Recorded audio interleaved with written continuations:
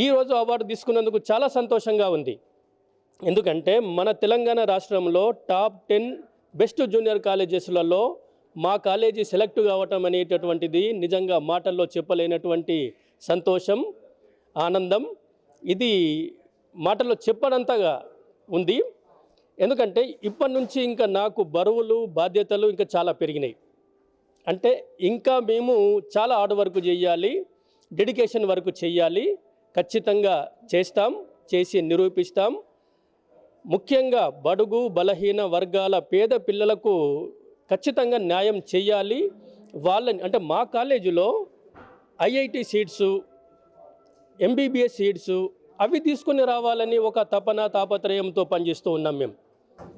అవి తీసుకుని వచ్చినప్పుడు నా జీవితానికి నిజమైనటువంటి సార్థకత, నిజమైనటువంటి సంతోషం అప్పుడు నా ముఖంలో మీకు కనిపిస్తుంది.